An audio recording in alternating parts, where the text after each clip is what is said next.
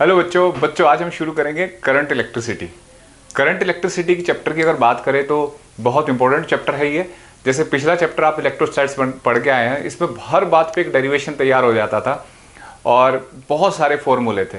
इस चैप्टर की खास बात है कि इसमें फॉर्मूले और डेरिवेशन बहुत कम है, बस एप्लीकेशन ज़्यादा है, क्वेश्चंस प्रॉब्लम सर्किट की थ्योरी ज़्यादा है।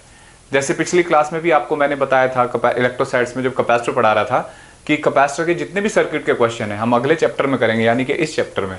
तो इस चैप्टर में हम current, resistance, voltage, battery, electric circuit, different type of circuit, capacitor के साथ, रेजिस्टेंस के साथ, मिक्स सर्किट सारे पढ़ेंगे, ठीक है। और इस चैप्टर को अगर हम केबीपीवाई पॉइंट ऑफ व्यू से देखें तो जो बच्चे 11th में हैं जो ऐसे देंगे उनके लिए बहुत इंपॉर्टेंट हो जाता है ये, ठीक है।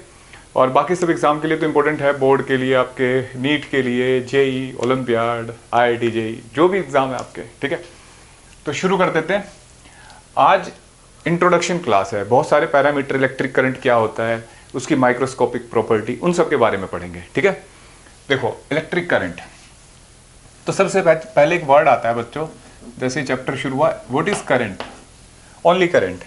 तो करंट होता है फ्लो ऑफ एनर्जी, जैसे एनर्जी का फ्लो होना, जैसे wind current, water current, thermal current, heat flow कर रही है, हवा फ्लो कर रही है, वाटर फ्लो कर रहा है। तो वाटर पानी के मॉलिक्यूल फ्लो कर रहे हैं, विंड में एयर मॉलिक्यूल फ्लो कर रहे हैं, और अगर हीट की बात करें तो मॉलिक्यूल एनर्जी को ट्रांसफर कर रहे हैं ड्यू टू टेम्परेचर डिफरेंस, है ना। ऐसी आज वर्ड आया, ये तो हुआ करंट का मतलब फ्लो ऑफ एनर्जी। आज हम चाहते हैं कि हमें पता लगे इलेक्ट्रिक करंट। इलेक्ट्रिक करंट क्या है? तो इलेक्ट्रिक करंट है फ्लो ऑफ इलेक्ट्रिक चार्ज, ठीक है, फ्लो ऑफ इलेक्ट्रिक चार्ज। देखो बच्चों, ये तो कॉमन बात हुई। अगर डेफिनेशन की बात करें तो इलेक्ट्रिक करंट होता है rate of flow of charge, rate of flow of charge, ठीक है। ये क्या कहलाएगा? इलेक्ट्रिक करंट, ठीक है। और it is a scalar quantity, scalar quantity, और एसआई यूनिट इसकी एम्पियर है, एम्पियर, ठीक है। इसका डायमेंशन फॉर्मूला होता है बच्चों ए, और ये एसआई फंडामेंटल क्वांटिटी है और स्केलर क्वांटिटी है। डायमेंशन फॉर्मूला ए लिखेंगे, मतलब m0 l0 t0 a, ठीक है। अब करंट किस वजह से होता है, फ्लो कैसे करता है, ये देखते हैं। देखिए, अगर सॉलिड कंडक्टर की बात करें तो सॉलिड कंडक्टर में चार्ज फ्लो कराते हैं इलेक्ट्रॉन्स, ठीक है। चार्ज फ्लो कर रहा है तो कौन होगा? जैसे नदी में पानी फ्लो कर रहा है तो कौन फ्लो कर रहा है? एक्चुअल में मॉलिक्यूल फ्लो कर रहे हैं ना। तो यहाँ कंडक्टर के लिए, अगर कंडक्टर में चार्ज फ्लो कर रहा है तो इलेक्ट्रॉन फ्लो करते हैं, ठीक है, सॉलिड में। अगर लिक्विड में तो आयन भी फ्लो कर सकते हैं। हम इस चैप्टर में सॉलिड मटेरियल की बात करेंगे। जैसे सेमीकंडक्टर में, अगर सेमीकंडक्टर हो जाए तो सेमीकंडक्टर में इलेक्ट्रॉन्स और होल्स फ्लो करते हैं, ठीक है, इलेक्ट्रॉन्स और होल्स, ठीक है बच्चों। होल्स क्या होते हैं? तो होल्स हम समझेंगे, एक वैकेंसी होती है, या शायद आपने भी केमिस्ट्री में देख लिया, हम 12th के लास्ट चैप्टर में पढ़ेंगे इनको। सेमीकंडक्टर डिवाइसेस में एक वैकेंसी होती है, उस वैकेंसी को भी हम ये मानते हैं कि वो भी मूव कर रही है, तो उसको होल्स बोलते हैं, ठीक है। अभी इस चैप्टर में कोई खास लेना देना नहीं है उनसे। और अगर हम इलेक्ट्रोलाइटिक सोल्यूशन है जैसे, ठीक है, जैसा भी हो, उसमें कौन फ्लो करते हैं? आयंस फ्लो करते हैं, इलेक्ट्रॉन फ्लो करते हैं, ठीक है, समझ रहे बच्चों। तो ये कैरियर है, मतलब चार्ज को फ्लो कराने वाले हैं। कौन? इलेक्ट्रॉन, इलेक्ट्रॉन होल्स, आयंस, ये सब कैरियर है। तो अगर कैरियर है और फ्लो कर रहे हैं तो करंट को डिफाइन कैसे करें फिर किसी क्रॉस सेक्शन पे, अगर फ्लो कर रहा है तो, ठीक है। तो धीरे धीरे देखो डेफिनेशन का मतलब समझते हैं। मान लो कंडक्टर है, अब हम जितने भी ये टाइप के है ना, सॉलिड, लिक्विड, ये सब छोड़ के केवल सॉलिड कंडक्टर की बात करेंगे अभी। और ये कंडक्टर है, मान लो इससे चार्ज फ्लो कर रहा है, इस एंड से एंटर कर रहा है, इस एंड से लीव कर रहा है, ठीक है। तो मैं आपसे कहूं कि यार डेल्टा टी टाइम में डेल्टा क्यू चार्ज यहां से एंटर किया और यहां से निकल गया इससे, डेल्टा टी टाइम में, तो ये delta Q by delta T होगा एवरेज इलेक्ट्रिक करंट, ठीक है, एवरेज इलेक्ट्रिक करंट। कितना हुआ बच्चों? ये इसको ऐसे लिख लिया, delta Q by delta T, ठीक है। अच्छा बच्चों, एक स्टैंडर्ड तरीका होता है, इंटरनेशनल तरीका, कि कांस्टेंट वैल्यू को कैपिटल लेटर में लिखना चाहिए और वेरिएबल को स्मॉल लेटर में। लेकिन मैं कहीं जगह लिख पाऊंगा, कहीं जगह नहीं, इस बात पर ज़्यादा गौर नहीं करूंगा। बुक्स में ऐसा होता है अक्सर, जब बुक्स जो स्टैंडर्ड बुक है उनमें ऐसा फॉलो किया जाता है। तो फिर भी कोशिश करूंगा मैं लिखूँ ऐसा। तो देख कैपिटल आई लिखा है मैंने, तो इसका एवरेज, एवरेज तो कॉन्स्टेंट वैल्यू होती है, तो delta Q by delta T. ठीक है, अगर ये हो गया देखो चार्ज पर सेकेंड यानी कि कूलम पर सेकेंड, यानी कि 1 एम्पियर 1 कूलम पर सेकेंड के बराबर होता है ना, तो ये एवरेज करंट है। लेकिन हम चाहते हैं किसी इंस्टेंट पे पता करें, किसी इंस्टेंट पे पता करें कितना फ्लो कर रहा है चार्ज, इंस्टेंटेनियस, इंस्टेंटेनियस करंट। तो क्या होगा बच्चों, देखो इंस्टेंटेनियस करंट होगा, किसी इंस्टेंट पे करंट, बहुत छोटा सा टाइम इंटरवल होगा ना, जैसे हम पता करें यार इस टाइम इसमें कितना करंट फ्लो कर रहा है, तो वो इंस्टेंट छोटी हो जाती है। तो हम क्या लिखेंगे उसे, limit delta T tends to 0 delta Q by delta T, और ये क्या बन जाता है, D Q by D T. ठीक है, तो ये इंस्टेंटेनियस करंट है। अभी ये हम एकदम डेफिनेशन वगैरह पढ़ रहे हैं, करंट कैसे फ्लो करता होगा, कौन कैसे चलता है, इलेक्ट्रॉन कैसे चलते हैं, ये सब बाद का मुद्दा है। ठीक है, अभी केवल इलेक्ट्रॉन, इस इलेक्ट्रिक करंट के एक्सप्रेशन को लिखने की तैयारी कर रहे हैं। तो देखो बच्चों, तो ये इलेक्ट्रिक करंट आ गया। ठीक, अब हमने अब तक एक्सप्रेशन देखा करंट का। एक बात देखिए, अब जैसे एवरेज तो बहुत रेयरली हमसे बात करेगा कोई, यहां तो इंस्टेंटेनियस करंट की बात होती है, तो इंस्टेंटेनियस करंट है D q by d T. ठीक है, अगर मैं कहूं कि मेरे पास ये टाइम और चार्ज के बीच में ग्राफ है, तो ये क्या बताएगा, ये ग्राफ, ये वैल्यू बताना, d q by d t. बच्चों d y by d x क्या बताता है, बताना, स्लोप बताता है नहीं है, slope of y x graph. तो ऐसी d q by d t क्या बताएगा, slope of q t graph, charge time graph. यानी कि अगर आपके पास चार्ज टाइम ग्राफ है तो उसके स्लोप से आप क्या पता कर सकते हो, करंट। जैसे मैं कहूं, ठीक है, मैंने कहा ये टाइम टी है और ये क्यू नॉट है। ठीक है, तो बताओ कितना करंट फ्लो कर रहा है सर्किट में। ऐसे ही इधर ये 2t हो गया ऐसे। तो देखो इस ग्राफ का स्लोप देखते हैं, है ना, स्लोप क्या होता है बच्चों, tan थीटा होता है, पढ़ा होगा आप लोगों ने, है ना। तो देखो ये theta, theta angle x axis के साथ होता है, ये क्यू नॉट और ये टी।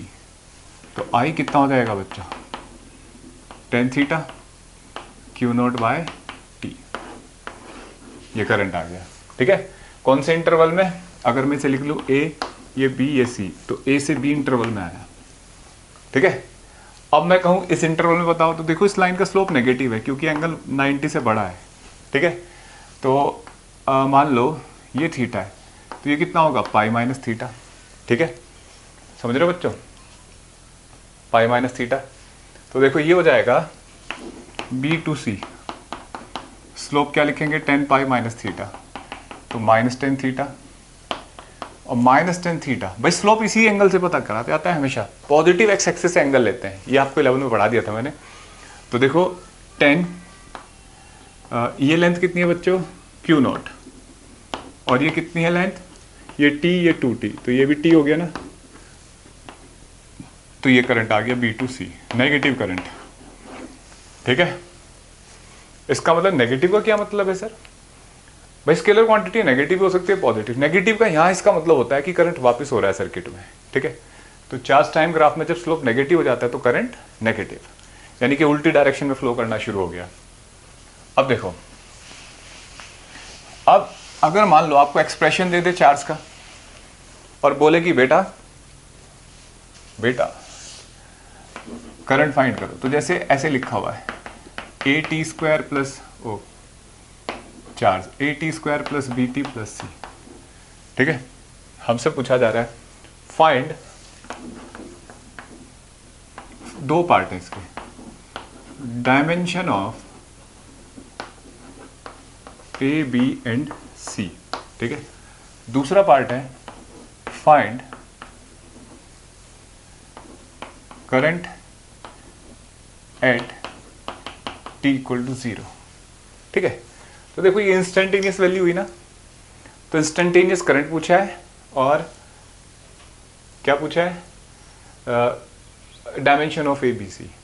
मान लो आपसे एवरेज करंट भी पूछ ले, चलो एक कुछ पार्ट और जोड़ देते हैं इसमें, find average current from t equal to 0 to t equal to 2 second. ठीक है, ये एवरेज करंट पूछा है। देखो बच्चों, सबसे पहले तो डायमेंशन देखते हैं। यहां में याद करना पड़ेगा प्रिंसिपल ऑफ होमोजेनिटी।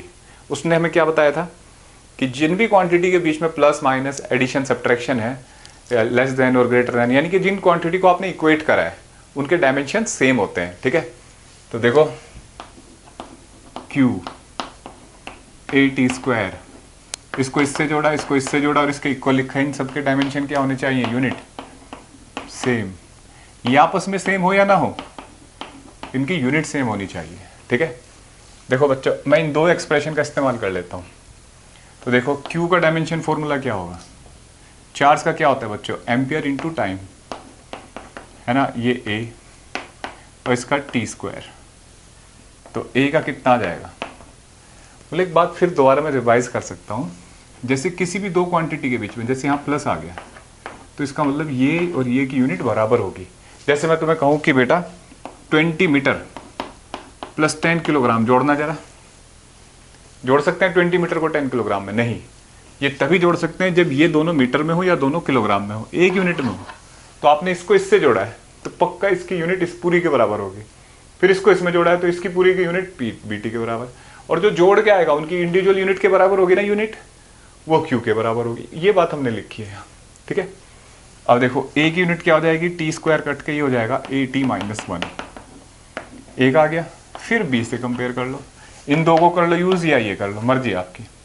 तो देखो Q equal to b t, Q equal to b t नहीं, unit of Q equal to unit of b t. Unit of Q कितनी होगी, AT, B की यूनिट और कैपिटल T कितना आ जाएगा बच्चों, ये B की यूनिट क्या आ गई, A, एम्पियर। डायमेंशन बोल दो, यूनिट बोल दो। C, देखो Q, unit of Q equal to unit of C, ये कितना हो जाएगा बच्चों, AT। बस तीनों का डायमेंशन आ गया ना। अब हमसे पूछ रहा है कि T इक्वल टू 0 पे करंट बताओ। ठीक है, तो देखो I इक्वल टू BQ/dt होता है, तो 2AT प्लस B ऐसे लिख सकते हैं। तो T इक्वल टू 0 लिखो तो I इक्वल टू क्या हो जाएगा, B। आंसर आ गया, क्लियर है। तो ये आ गया सेकंड पार्ट का आंसर। थर्ड पार्ट क्या है, एवरेज करंट डेल्टा Q/ΔT। ठीक है, तो देखो यानी कि टाइम 2 सेकेंड पे चार्ज और T इक्वल टू 0 पे, ये क्या है, जैसे ये समझो ये Q जो है ना टाइम का फंक्शन है। ठीक है, एवरेज पूछा है तो 2 सेकेंड पे चार्ज रख दो यहाँ, फिर 0 सेकेंड पे चार्ज पता कर लो, उसको सब्ट्रैक्ट करके 2 से डिवाइड कर दो इंटरवल से। तो 2 रखो इस पे, देखो A, T की जगह 2 रखोगे तो 4 प्लस B, 2 रखो प्लस C, है ना, T की जगह 2 माइनस T की जगह 0 रखो C अपॉन, ठीक है, 4A plus 2B upon 2A plus B। ठीक है, तो ये क्या आ गया, एवरेज करंट। ठीक है बच्चों, ये एवरेज करंट आ गया। तो इस तरीके से हमने क्या सीखा है अभी, व्हाट इज इलेक्ट्रिक करंट, और करंट की वैल्यू चार्ज से कैसे फाइंड करते हैं। और दो वैल्यू होती है, एक एवरेज करंट और एक इंस्टेंटेनियस करंट। ज़्यादातर हम इंस्टेंटेनियस करंट के ही क्वेश्चन करेंगे, एवरेज का एक आध सीख लिया बस। और अगर आपको चार्ज टाइम ग्राफ दे रखा है तो उसके स्लोप से क्या मिलेगा, इलेक्ट्रिक करंट। ठीक है, देखो अब अगर आपको चार्ज से करंट फाइंड करना है तो क्या करेंगे, तो हमने अभी पढ़ा है I इक्वल टू dQ/dt, है ना, तो हम क्या लिख सकते हैं, dQ इक्वल टू IDT, है ना। और अगर मैं दोनों तरफ इंटीग्रेशन कर दूं,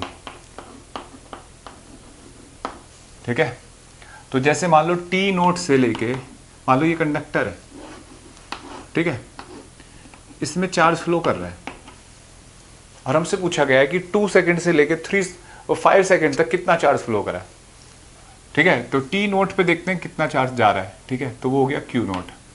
टाइम टी पे देखते हैं वो कितना हो गया क्यू, ठीक है। तो डी क्यू का इंटीग्रेशन कितना आएगा बच्चों, क्यू है ना, ये क्यू नोट, ये क्यू। इसको सॉल्व नहीं कर सकते जब तक आई की वैल्यू ना पता हो। भाई आई कांस्टेंट भी नहीं है, हो भी सकता और नहीं भी हो सकता, तो जब तक ये आई नहीं पता लगा जब तक सॉल्व नहीं हो सकता। तो कोई बात नहीं, हमने इसको ऐसे ही लिख लिया, ठीक है। और इसको क्या लिखेंगे, Q minus Q not I D T, T not to T, ठीक है। ये हो जाएगा डेल्टा क्यू। समझ आया बच्चों, ये डेल्टा क्यू आ गया, ये फॉर्मूला आ गया कि किसी certain time interval T note से टी तक, ठीक है, आपको चार्ज पता करना है कितना फ्लो करा है, तो ऐसे इंटीग्रेट कर देंगे, ठीक है। अच्छा एक बात बताओ, अगर मैं कहूँ वाई डी एक्स, ये क्या होता है, तो वाई डी एक्स आपको 11th क्लास में सिखाया था। जैसे ग्राफ है, ये वाई एक्स, तो ये जो पार्ट है डी एक्स, ठीक है, ये और ये लेंथ y मान ली, तो इसका एरिया क्या हो जाएगा बच्चों, Y D X. Y D X अगर कर दूँ, वाई इंटू डी एक्स कर दूँ तो इस छोटी सी स्ट्रिप का एरिया, और अगर जोड़ता जाऊँ तो ये टोटल एरिया आ जाएगा ना। तो ये वाई डी एक्स जो होता है बच्चों टोटल एरिया होता है, ठीक है। कर्व के जो कर्व ऐसे बाउंड करती है, ठीक है, बिल्कुल ऐसी अगर ये ग्राफ आई टी ग्राफ बनेगा तो डेल्टा क्यू क्या हो जाएगा, area under current time graph, ठीक है, बिल्कुल सेम वही बात, area under current time graph. यानी कि अगर आपको करंट टाइम ग्राफ दे रखा है और आपको चार्ज पता करना है तो एरिया से पता कर सकते हो, और अगर फंक्शन दे रखा है तो इंटीग्रेशन कर सकते हो। अगर देखो यहाँ करंट कांस्टेंट है, ठीक है, तो करंट बाहर आ जाएगा, ये तो हो गया डेल्टा क्यू, करंट कांस्टेंट है बाहर आ जाएगा, और डी टी का क्या हो जाएगा, टी नोट माइनस टी, तो इसको क्या लिख सकते हैं, डेल्टा टी। तो ये भी है करंट कांस्टेंट हो, तो ये हमने पढ़ा ही था अभी, देखो एवरेज भी वही होगा, कांस्टेंट वैल्यू। तो ये तो Q equal to I T हम बचपन से पढ़ते आ रहे हैं, ठीक है। तो ये भी याद रख सकते हो, इसकी जरूरत नहीं, अब इन बातों पे ध्यान दो ज़्यादा, ठीक है। अब देखो बच्चों, अब मैं आपको कहूं कि बेटा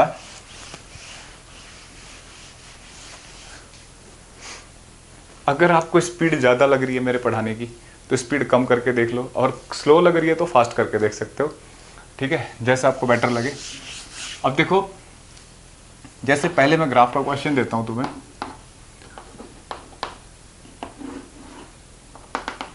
ऐसे ग्राफ दे दिया, ट्रायंगल बना दिया, ठीक है, कुछ भी बन सकता है, और ये टी, ये 2t, ये करंट टाइम ग्राफ है, इस बार ये आई नॉट है।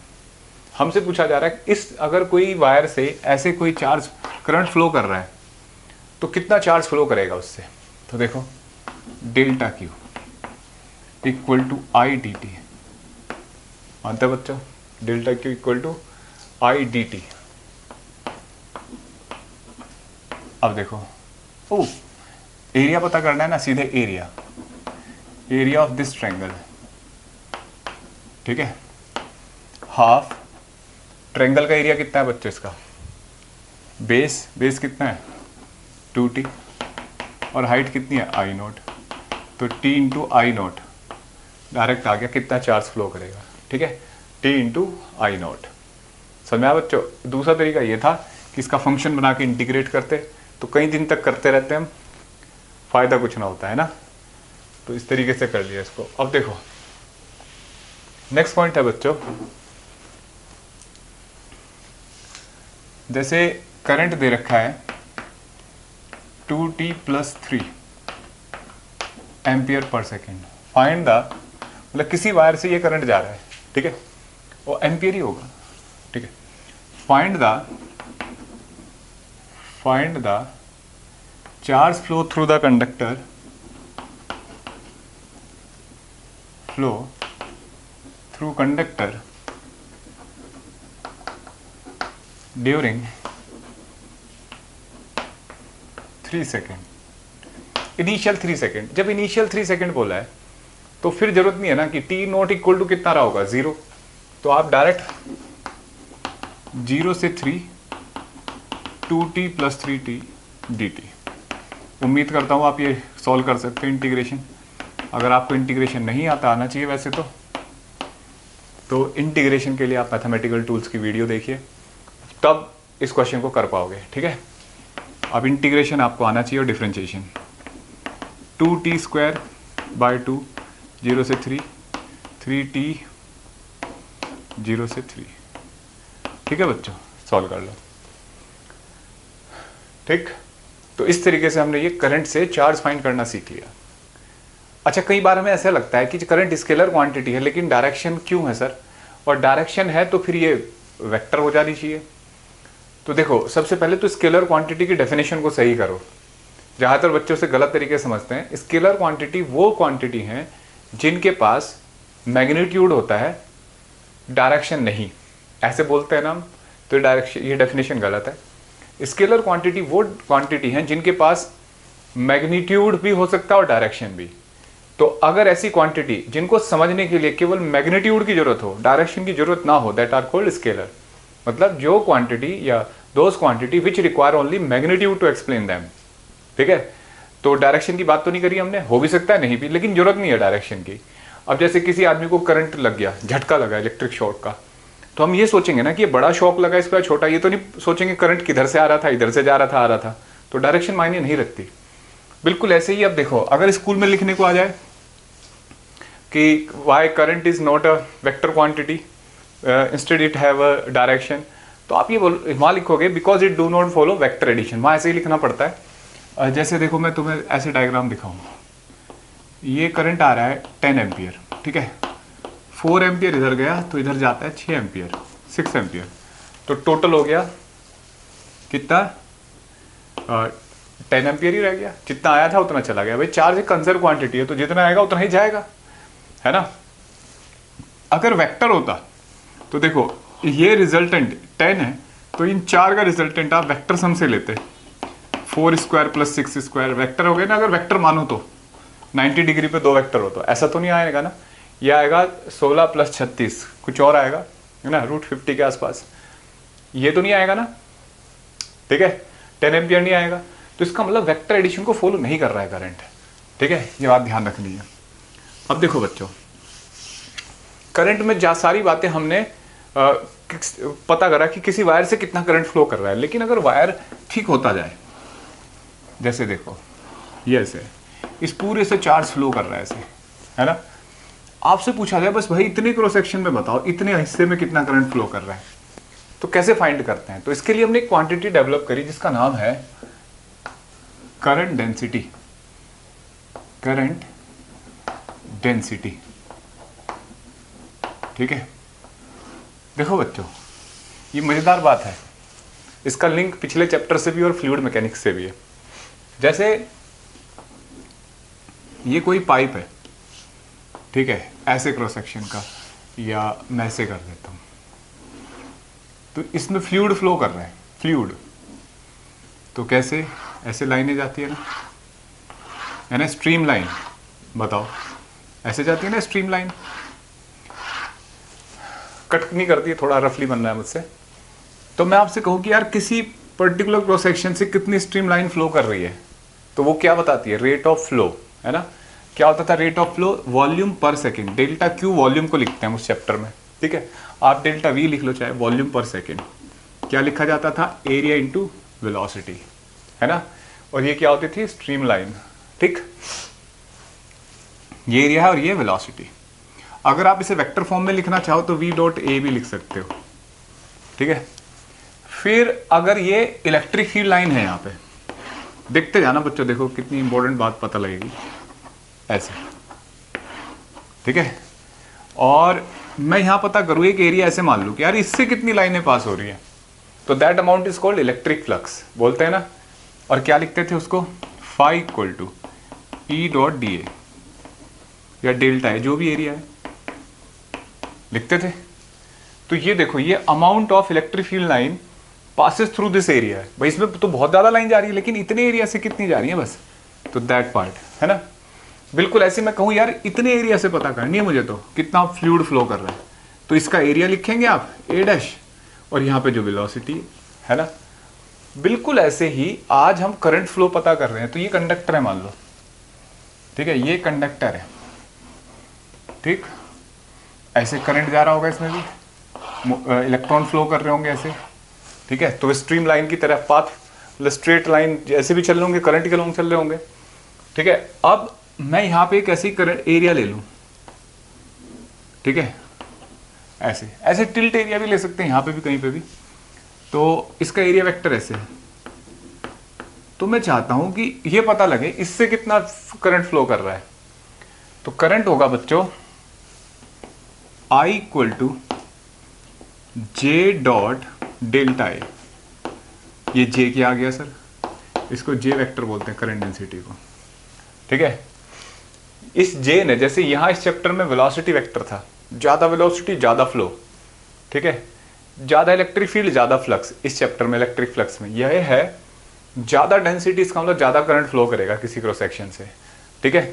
तो अगर मैं इसको ऐसे लिखना चाहूं, जे डेल्टा ए कॉस थीटा, देखते जाना भी, तो जे इक्वल टू आ जाएगा, एक तो इक्वेशन ये खुद बन गई, और जे इक्वल टू आ जाएगा i by delta a cos theta. मैं आपसे कहूं कि करंट डेंसिटी की डेफिनेशन बताओ, तो देखो करंट के बराबर जे कब होगा, तो जे करंट के बराबर तब होगा जब डेल्टा ए और कॉस थीटा की वैल्यू कितनी हो जाए, 1 है ना, ये भी 1 हो जाए और ये भी 1 हो जाए, तो जे आई के बराबर हो जाएगा। इसका मतलब करंट डेंसिटी की अगर डेफिनेशन लिखनी है तो it is electric current passes through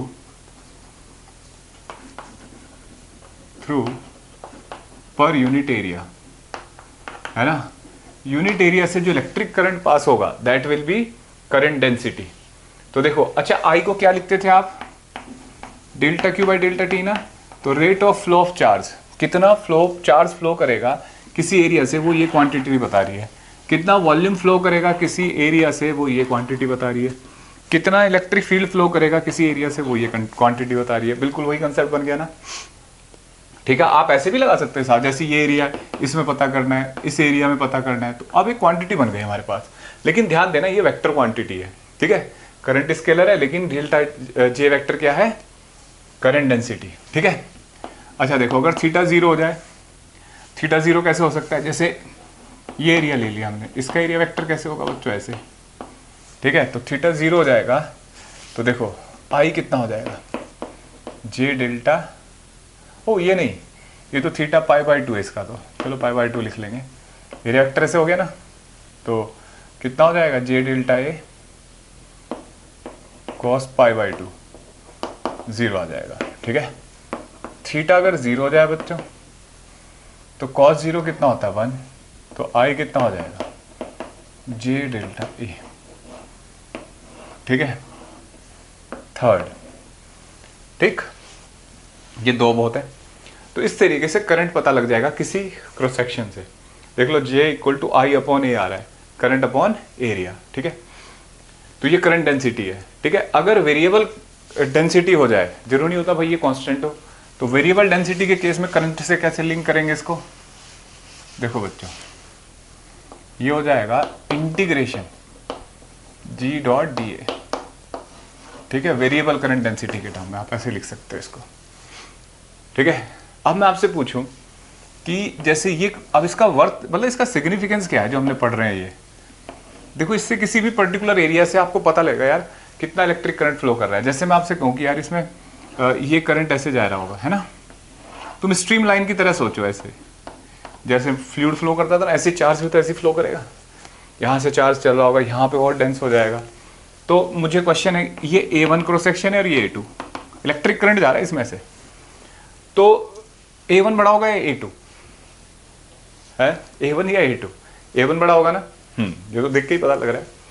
तो मैं आपसे पूछूं कि यहाँ पे क्रॉस सेक्शन पे करंट I1 है, यहाँ पे I2 है, ठीक है, यहाँ लिख लेते हैं, और करंट डेंसिटी यहाँ पे J1 है और यहाँ J2 है, इनमें क्या रिलेशन होंगे।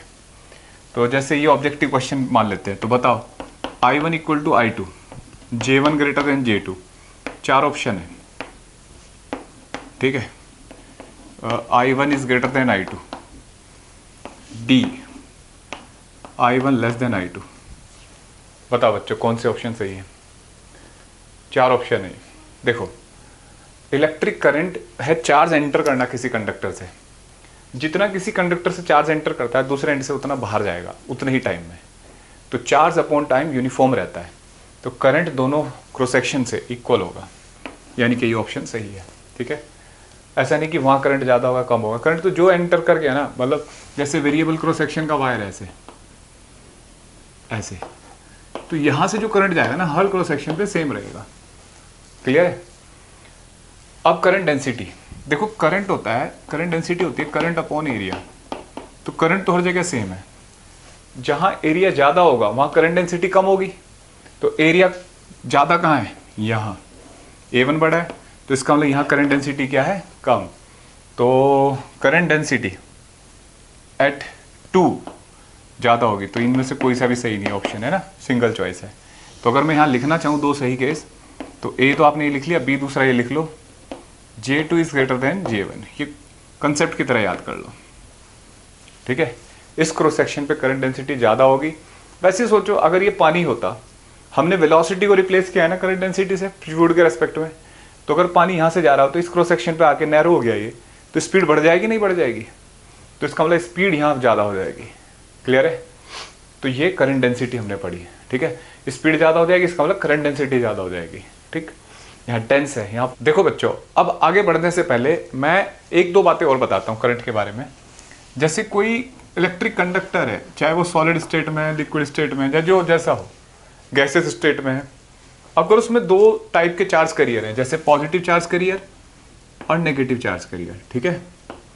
तो ध्यान देना, करंट की डायरेक्शन में पॉजिटिव चार्ज कैरियर चलते हैं और नेगेटिव चार्ज कैरियर क्या करते हैं? अपोजिट डायरेक्शन में। तो अगर मुझे टोटल करंट लिखना है तो current will be sum of current due to positive charge carrier plus sum of negative charge career.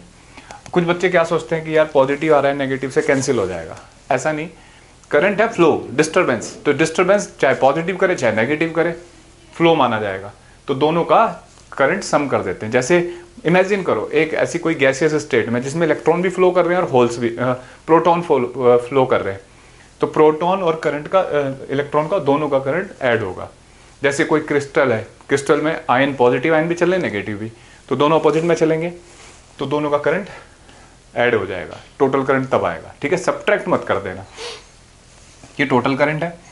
अच्छा, अब जैसे एक बात और, इलेक्ट्रॉन जो होते हैं कंडक्टर में करंट के अपोजिट चलते हैं, कारण है इलेक्ट्रिक फील्ड जब बैटरी से लगता है तो बैटरी ऐसे लगाएंगे, अभी मैं उसको डिस्कस करूंगा पूरा डिटेल में, लेकिन जस्ट ऐसे। तो इलेक्ट्रिक फील्ड ऐसे लगा कंडक्टर में, देखो प्लस से माइनस की तरफ जाएगा इलेक्ट्रिक फील्ड, तो इलेक्ट्रॉन उल्टा चलते हैं करंट के फ्लो के। तो ये जब बाद में पता लगा, ये हिस्टोरिकल इवेंट हो गया कि साइंटिस्ट लोगों से इलेक्ट्रॉन का चार्ज नेगेटिव लिखा गया। बोला ऐसे सोचो, जैसे अगर नदी में हम बोलते हैं पानी फ्लो कर रहा है, तो पानी किसकी वजह से फ्लो कर रहा है? वाटर की वजह, मतलब नदी फ्लो कर रही है, तो नदी तो फ्लो नहीं करते, बोलते हैं नदी बह रही है, पानी बह रहा है, और पानी मॉलिक्यूल बह रहे हैं, तो इसका मतलब मॉलिक्यूल जिस डायरेक्शन में चलते हैं उसी डायरेक्शन में फ्लो बोला जाता है, उसी डायरेक्शन में नदी बोली जाती है कि भाई बह रही है। लेकिन यहाँ उल्टा है, यहाँ चल कौन रहा है? इलेक्ट्रॉन। हम बोल रहे हैं इलेक्ट्रिक करंट चल रहा है, करंट उसका उल्टा मानते हैं, तो यहाँ गड़बड़ हो गई। तो इलेक्ट्रॉन का साइन नेगेटिव की बजाय पॉजिटिव होता, बेटर होता, लेकिन अब ऐसा हो नहीं सकता, ये माना गया तो माना गया, ठीक है। अब ये नहीं कि आप लोग कहें कि सर हम बदल दें इसको, जो हो गया फिक्स है अब, ठीक है। तो ये टोटल करंट है, ठीक है। अभी इसके माइक्रोस्कोपिक प्रॉपर्टी पढ़ेंगे कि कैसे फ्लो करते हैं, कैसे फोर्स लगता है इलेक्ट्रिक फील्ड, जस्ट ये बात पढ़ी। दूसरा, आप इलेक्ट्रिक करंट के टाइप देख लेते हैं, जिन्हें आगे करके हम पढ़ेंगे। तो जनरली एक करंट होता है इलेक्ट्रिक करंट, पहला है डायरेक्ट करंट, ठीक है, इसको डीसी बोल सकते हैं।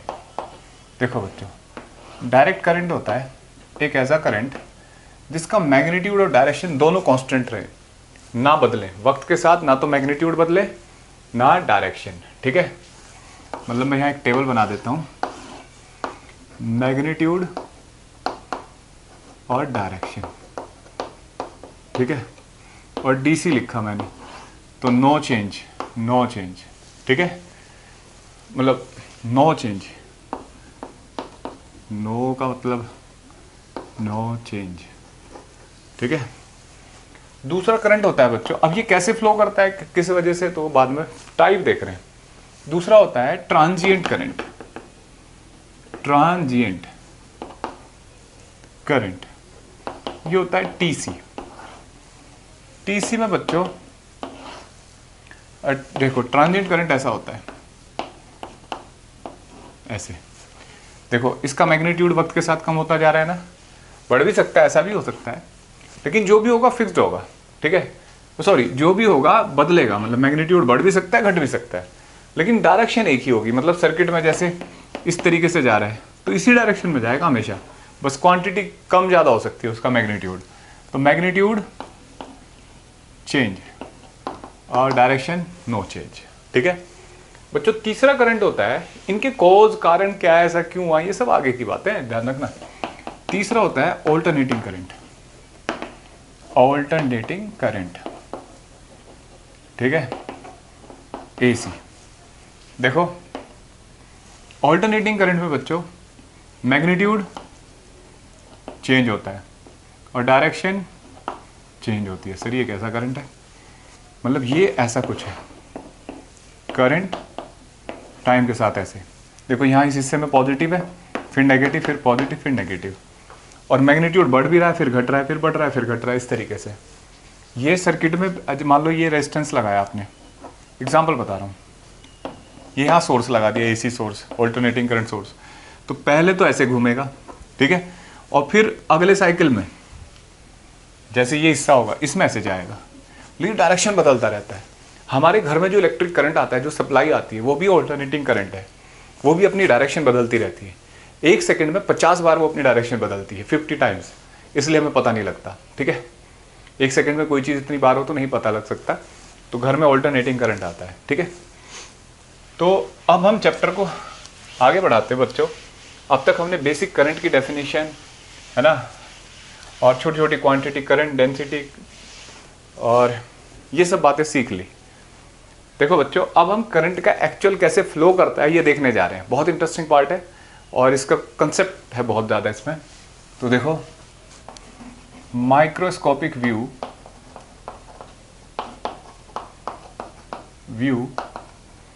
Of electric current.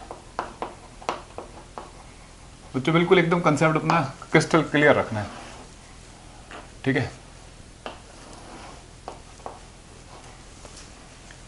देखो जैसे ये समझो बात को, जैसे कंडक्टर है, पहले हम सॉलिड कंडक्टर के बारे में पढ़ रहे हैं बस इस चैप्टर में, ठीक है। एक क्रिस्टल, इसमें लिक्विड स्टेट में, ये सब इनको नहीं समझ रहे, गैसियस स्टेट, कंडक्टर के बारे में पढ़ेंगे। और कंडक्टर विदाउट बैटरी पढ़ रहे हैं अभी, मतलब बैटरी नहीं लगी तो उसके बारे में समझने की कोशिश करें, इसके अंदर होता क्या है।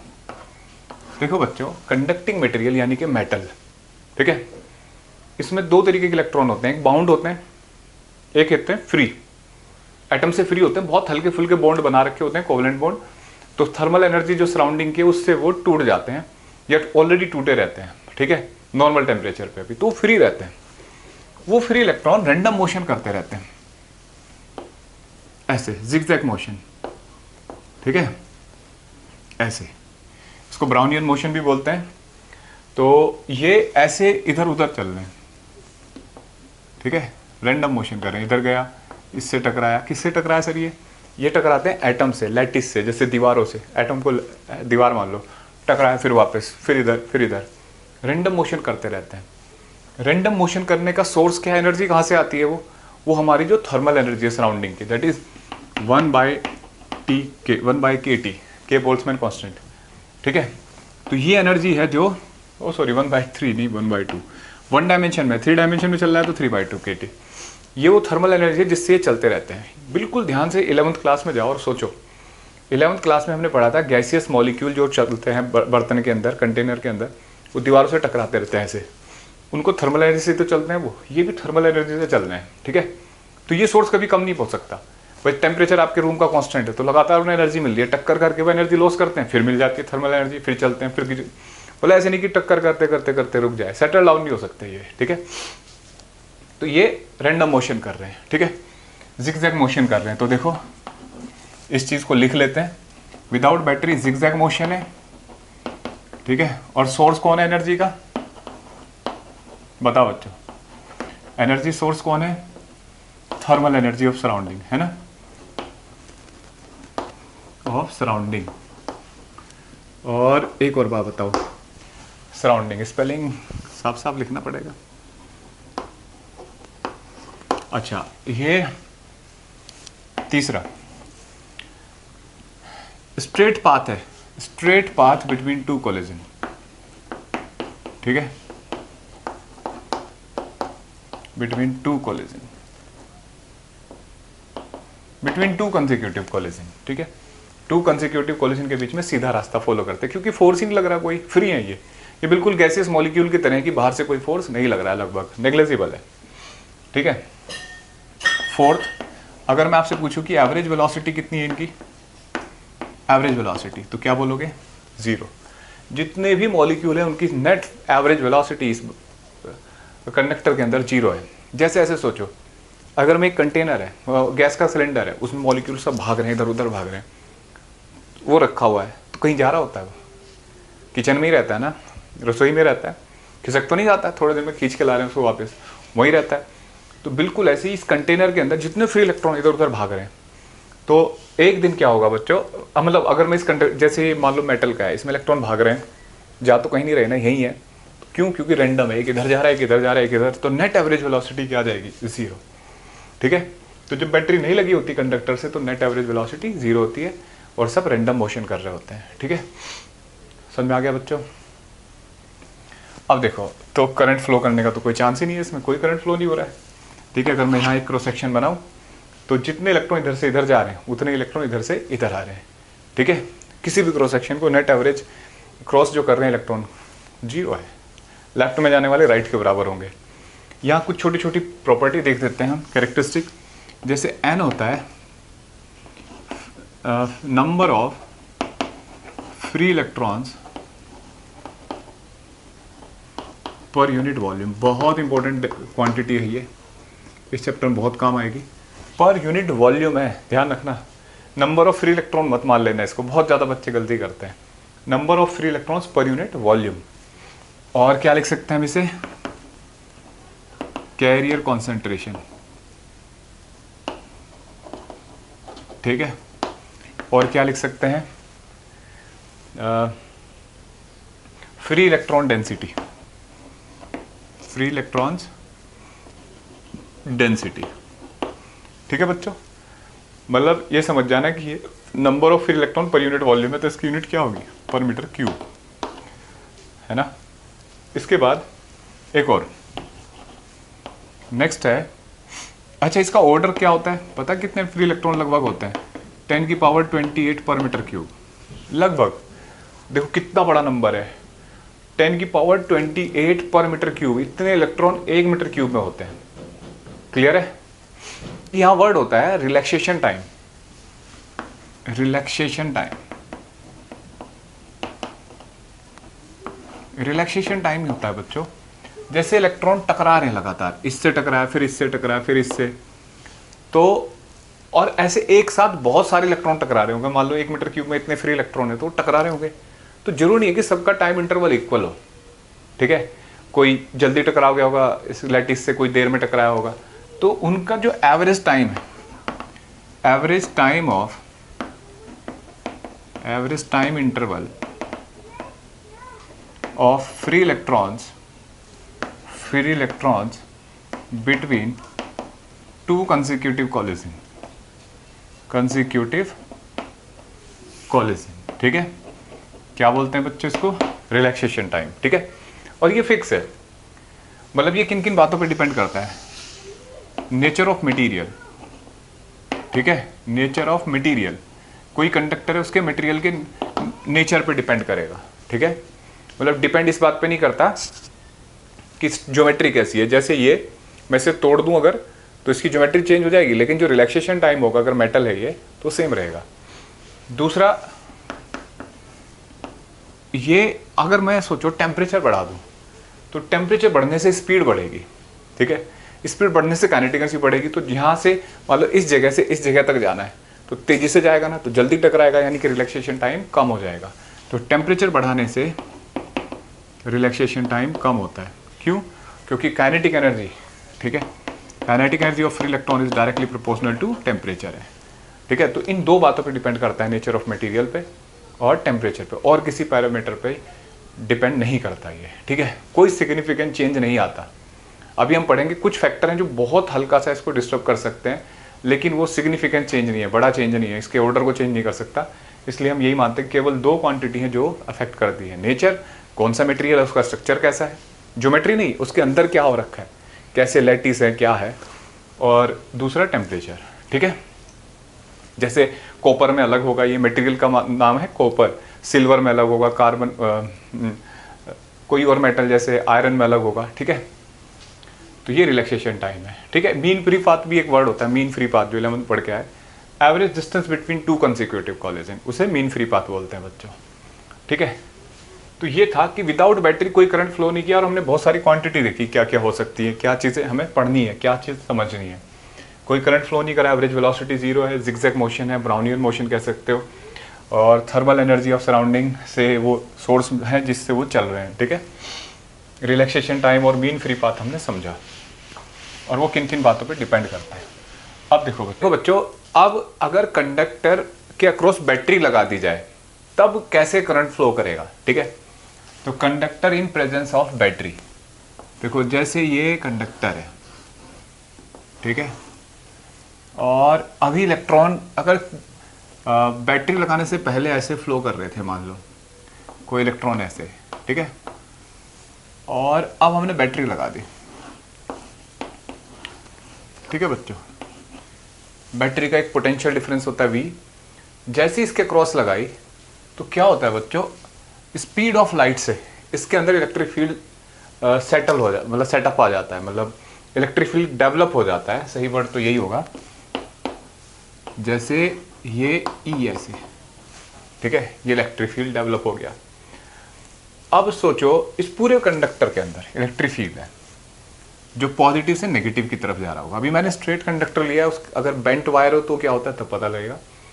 देखो अब क्या होगा बच्चों, यहाँ पूरे रीजन में इलेक्ट्रिक फील्ड है। अब आप कहोगे सर कुछ को डाउट हो सकता है, आपने पढ़ा था कि ये मेटलिक, मान लीजिए कंडक्टर है, मेटल का होगा, और आपने पढ़ा था कि मेटल के अंदर इलेक्ट्रिक फील्ड नहीं होता। तो पिछले चैप्टर में हम चार्ज, स्टैटिक चार्ज दे रहे थे, वो स्टैटिक चार्ज था तो धीरे धीरे रिपेल करके सरफेस पे आ गया था। ये स्टैटिक चार्ज नहीं, ये सिर्फ इसमें भरा जा रहा है, मतलब इस एंड से करंट जा रहा है तो इसका मतलब है इधर से इलेक्ट्रॉन आ रहे हैं और इधर ऐसे मूव कर रहे हैं, डायनामिक चार्ज है। तो डायनामिक चार्ज है तो इसका मतलब इलेक्ट्रिक फील्ड कहीं पे भी डेवलप हो सकता है। इसमें भी चार्ज अकोमुलेशन होता है, ठीक है, अलग अलग रीडिस्ट्रीब्यूट हो जाता है चार्ज, तो इलेक्ट्रिक फील्ड डेवलप हो गया। तो ध्यान रखना है, मतलब ऐसे लग सकता है आपको कि यार मेटल के अंदर इलेक्ट्रिक फील्ड क्यों हो गया। तो देखो अब जो इलेक्ट्रॉन है, ये एक इलेक्ट्रॉन है, देखो ये से ऐसे जाना था तो इलेक्ट्रिक फील्ड से इन्फ्लुएंस करेगा, तो फील्ड के उल्टी डायरेक्शन में ऐसे, मतलब अब इसका रास्ता कुछ ऐसे होगा, ये ऐसे ऐसे फिर ऐसे। तो देखो इसको यहाँ जाना था लेकिन अब कहाँ जा रहा है, ऐसे, और इसका रास्ता भी क्या हो गया, कर्व हो गया, कर्व हो गया, मतलब पैराबोलिक हो सकता है, कर्व पाथ फॉलो कर रहा है। ये पहले स्ट्रेट लाइन पाथ फॉलो कर रहा था ना। तो बिल्कुल ऐसे सोचो कि ऐसे बहुत सारे इलेक्ट्रॉन ऐसे रैंडम मोशन कर रहे होंगे, इलेक्ट्रिक फील्ड बना दिया तो धीरे धीरे धीरे धीरे धीरे वो इधर की तरफ खिसकना शुरू हो जाएंगे। क्यों? क्योंकि पूरे में इलेक्ट्रिक फील्ड आ गया। फॉर एग्जाम्पल ये ऐसा सोचो, मैं इस चौक को ऊपर फेंक रहा हूँ और हवा चल जाए इधर से इधर की तरफ, तो ये चौक ऊपर भी जाएगी और वापस भी आएगी, लेकिन ड्रिफ्ट होके आएगी, है ना, ड्रिफ्टिंग हो जाएगी। वही बात यहाँ है, ये इलेक्ट्रॉन रैंडम मोशन तो कर रहा है लेकिन अब इलेक्ट्रिक फील्ड आ गया तो इसका पाथ कर्ड हो जाएगा और उसकी वजह से ये मतलब थोड़ा सा शिफ्ट होना शुरू हो जाएगा इधर, ठीक है। तो अब सोचो अगर मैं यहाँ एक क्रॉस सेक्शन बना लूँ, एक क्रॉस सेक्शन बनाया, तो अब इस क्रॉस सेक्शन से नेट इलेक्ट्रॉन इधर की तरफ जाना शुरू हो जाएंगे। पहले क्या था, हर क्रॉस सेक्शन पे जितने पॉजिटिव डायरेक्शन में जा रहे हैं उतने नेगेटिव में, नेट चार्ज जीरो था। लेकिन अब क्या होगा, नेट धीरे धीरे इलेक्ट्रॉन इधर की तरफ चलना शुरू कर देंगे, तो ये इलेक्ट्रॉन इस पॉजिटिव प्लेट की तरफ आना शुरू हो गए, ठीक है। तो इसका मतलब करंट फ्लो कर गया। तो देखो सबसे पहले जो बात पता लगी वो ये कि पाथ विल बी कर्व्ड, ठीक है। आप पैराबोलिक भी लिख सकते हैं, कुछ बुक्स में पैराबोलिक लिखा है भाई, ठीक है। दूसरा इलेक्ट्रिक फील्ड डेवलप हो जाएगा जो ड्रिफ्ट करेगा। ड्रिफ्टिंग होता है मतलब एक होता है अपनी मर्जी से चलना, जैसे मैं चौक को फेंक दूँ तो ये अपनी मर्जी सीधे जा रही है, लेकिन ग्रेविटी इसको धीरे धीरे नीचे मोड़ेगी, ये ड्रिफ्टिंग कहलाता है। ऐसे ये टक्कर खा के तो रैंडम जाना चाहता था, ठीक है, इधर उधर, हर टक्कर रैंडम होती है, टक्कर हुई तो टक्कर के जस्ट बाद इलेक्ट्रॉन रैंडम चलेगा, लेकिन ये इलेक्ट्रिक फील्ड धीरे धीरे उसको फिर मोड़ देगा, है ना। तो इसका मतलब अब एवरेज वेलोसिटी जो है फ्री इलेक्ट्रॉन की वो 0 नहीं होगी, ठीक है। और वो जो एवरेज वेलोसिटी होगी बच्चों उसको बोलते हैं ड्रिफ्ट वेलोसिटी। अभी बताऊंगा, उसको समझाएंगे, अभी लिखेंगे बाद में, जस्ट पहले कुछ और पॉइंट लिखते हैं। अच्छा एक बात बताओ, अगर करंट इधर से इधर जा रहा है इस वायर में, फिर ऐसे आ रहा है, तो मुझे एक बात पता करनी है, क्या ये wire, current carrying wire neutral होता है, पॉजिटिवली चार्ज होता है, नेगेटिवली चार्ज होता है? तो आंसर आपका हो सकता है नेगेटिव चार्ज आ रहा हो, लेकिन करंट कैरिंग वायर न्यूट्रल होता है। मतलब जितना चार्ज बैटरी से यहाँ से जाता है, ठीक है, उतना ही चार्ज घूम के यहाँ आ जाता है, ठीक है, ऐसे। तो चार्ज हर क्रॉस सेक्शन पे इक्वल होता है। मतलब बैटरी चार्ज को देती नहीं है, पंप करती है। जैसे पानी का पंप मोटर होती है घर में, तो पानी को पंप करता है, ऊंचाई तक लेके जाता, बनाता तो नहीं है ना पाइप को, पानी को, बिल्कुल ऐसे ये चार्ज को पंप करेगा। क्यू चार्ज को यहाँ से एंटर कराएगा, दूसरे एंड से बाहर निकालेगा, ठीक है।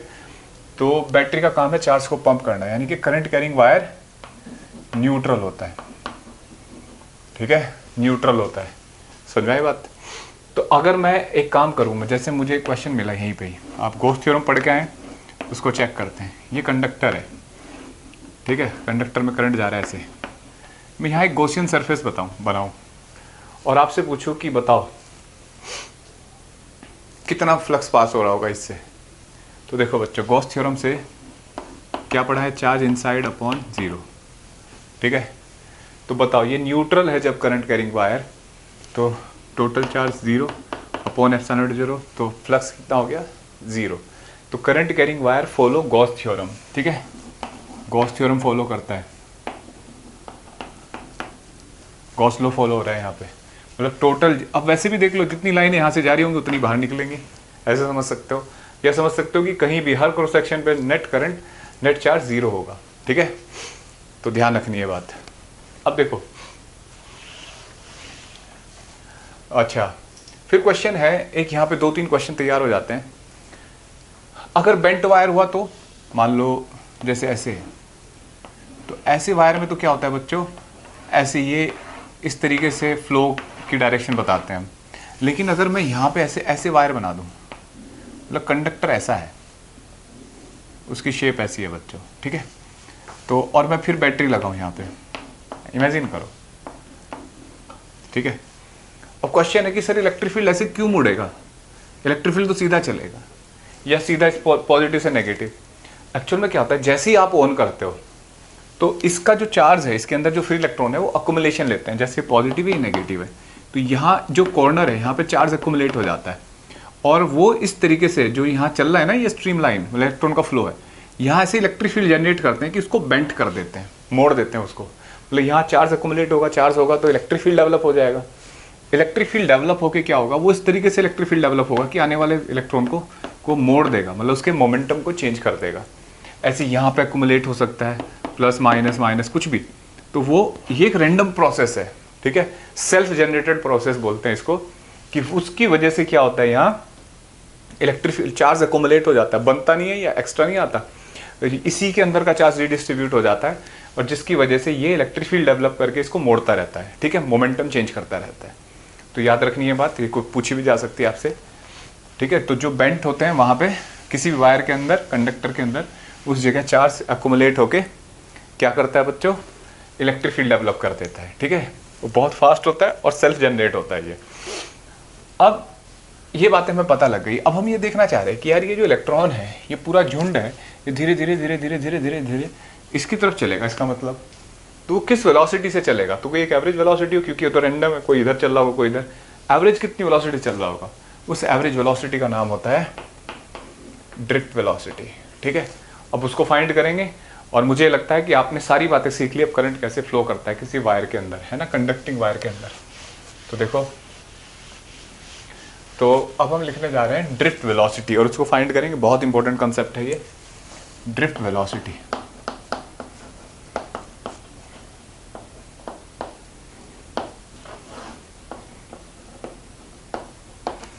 ड्रिफ्ट वेलोसिटी है, it is the average velocity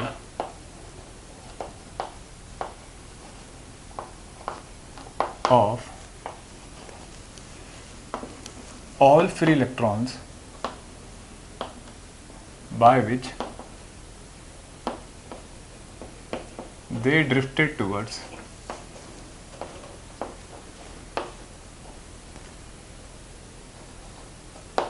positive plate of battery.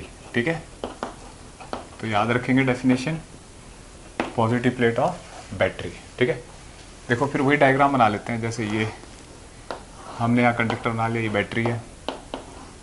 ठीक है बच्चों, इसके अंदर इलेक्ट्रिक फील्ड डेवलप हो गया, मान लो ये इलेक्ट्रिक फील्ड। किसी एक इलेक्ट्रॉन के बारे में सोचते हैं, ठीक है, उस पर देखते हैं फोर्स कितना होगा। हम ड्रिफ्ट वेलोसिटी फाइंड करने जा रहे हैं बच्चों। तो फोर्स क्या पढ़ा है हमने, F इक्वल टू क्यू ही पढ़ा है नहीं, लेकिन आज कौन है, इलेक्ट्रॉन, तो उल्टी डायरेक्शन में चार्ज नेगेटिव है, इसलिए तो फोर्स आ गया। अब न्यूटन बाबा हमें बता के गए थे, न्यूटन अंकल, कि फोर्स जो होता है एम ए होता है और ए हो जाएगा minus E into capital E upon M. ये एक्सेलरेशन आ गया। ये एक्सेलरेशन है जिससे इलेक्ट्रॉन पॉजिटिव प्लेट की तरफ भागेगा। ठीक है, पॉजिटिव प्लेट की तरफ भागेगा। अब देखो, इतना समझ आया बच्चों, V equal to you plus A T.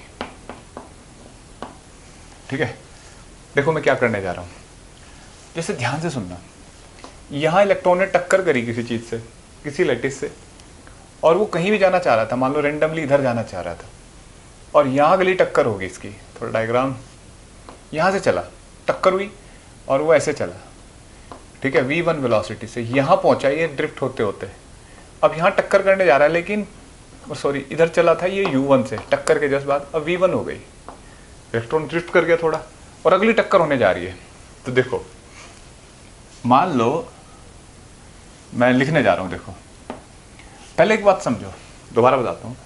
जैसे जब भी कभी टक्कर होगी, जैसे अब बैटरी लगी हुई है और जब भी कभी टक्कर हुई और टक्कर के बाद इलेक्ट्रॉन उठेगा, टक्कर से चलेगा, तो वो रैंडम वेलोसिटी से चलेगा हमेशा, बैटरी से कोई लेना देना नहीं।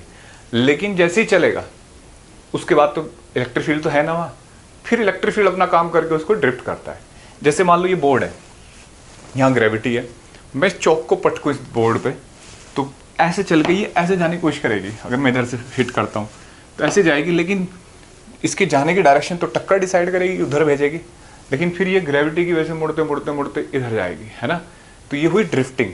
लेकिन टक्कर के जस्ट बाद की वेलोसिटी तो टक्कर डिसाइड करती है ना, कोलिजन। बिल्कुल, इसका मतलब जब ये टक्कर करके चलेगा, इन सब की वेलोसिटी रैंडम होगी। तो u1 u2 जो भी मैं बहुत सारे n इलेक्ट्रॉन ले रहा हूँ, उन सब की वेलोसिटी क्या मान लेंगे, रैंडम। ठीक है, तो देखो लेट u1 u2। अच्छा, इस जो डेरिवेशन है इसमें कंट्राडिक्शन है।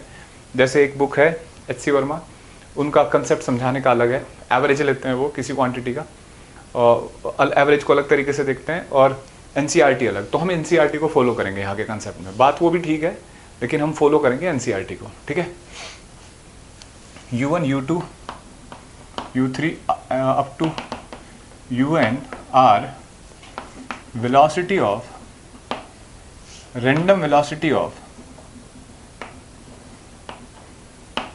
electron just after their collision।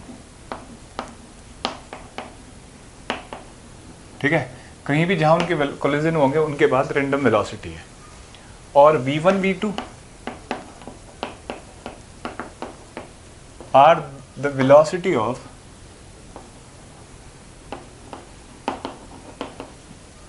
these electrons just after, नहीं, just before next consecutive collision, ठीक है। जो अगला नेक्स्ट कंसेक्यूटिव कोलिजन होने जा रहा है उससे पहले वेलोसिटी कितनी हो गई, v1 v2 v3 up to vn। Clear है बच्चों। अब देखो मैं किसी एक इलेक्ट्रॉन की, कोई एक इलेक्ट्रॉन मान लिया, तो मान लो वो u1 वेलोसिटी से चलता है और t1 टाइम में नेक्स्ट कोलिजन करता है, तो क्या फॉर्मूला लगेगा, v equal to you plus A t. A कितना है माइनस ई बाई एम और टाइम कितना है बच्चों t1, ठीक है, ऐसे लिखेंगे। दूसरा इलेक्ट्रॉन है u2 minus E by M into T2, ठीक है। ऐसे n इलेक्ट्रॉन के लिए क्या लिखा जाएगा, Vn प्लस और माइनस ई एम बाय, और ये वेक्टर होगा ई भी, Tn, ठीक है। n इलेक्ट्रॉन है, समझ रहे हो बच्चों, n इलेक्ट्रॉन के लिए लिख दिया। मैं क्या कर रहा हूँ, इन सब इक्वेशन को जोड़ रहा हूँ, जगह कम है यहाँ, 1 + 2 + 3 अप टू n इक्वेशन जितनी भी है ये nth इक्वेशन है। अब देखो v1 प्लस यहाँ से होगा v1 plus v2 vn upon n। ओ ज़्यादा जल्दी कर दिया, u1 u2 un, और यहाँ पे क्या लिखा जाएगा बच्चों, minus E into capital E upon T1 plus T2 Tn upon n। Clear है बच्चों, मैंने n क्यों लिख रहा हूँ यार, ये आ गया, ठीक है भाई। सबका अपना कोलिजन, जैसे एक ने T1 टाइम में कोलिजन करा अगला, और एक ने T2 में चला और T2 टाइम में कोलिजन करा, इसने Tn में, सबके अलग अलग टाइम हो सकते हैं। मैं क्या कर रहा हूँ बच्चों, ये वेलोसिटी है, ध्यान रखना, इसको n से डिवाइड कर रहा हूँ। n है number of free electron, number of electron, capital N लिखा है, स्मॉल n नहीं। स्मॉल n क्या था, number of free electron per unit volume, है ना, वो नहीं है, ये टोटल नंबर ऑफ इलेक्ट्रॉन है इस कंडक्टर के अंदर जितने भी हैं। मुझे बताओ बच्चों, इस वैल्यू के बारे में बात करते हैं पहले, ठीक है। ये कौन सी वेलोसिटी है, टक्कर के जस्ट बाद की वेलोसिटी है हर इलेक्ट्रॉन की, तो ये रैंडम वैल्यू होगी ना। अगर ये रैंडम वैल्यू है तो इसका एवरेज कितना होना चाहिए, तो एवरेज हो गया रैंडम का 0। सोचो एक इलेक्ट्रॉन इधर टकरा रहा है, एक इधर टक्कर करके चले, तो जस्ट टक्कर के जस्ट बाद की वेलोसिटी है, तो वो रैंडम होगी, और फिर वो धीरे धीरे इलेक्ट्रिक फील्ड ने उनको ड्रिफ्ट कर दिया टाइम में, उनके एवरेज टाइम में, तो वो वेलोसिटी क्या होगी, ये वाली, ये है वो ड्रिफ्ट वेलोसिटी, जिससे वो प्लेट की तरफ ड्रिफ्ट हुए हैं, पॉजिटिव प्लेट की तरफ।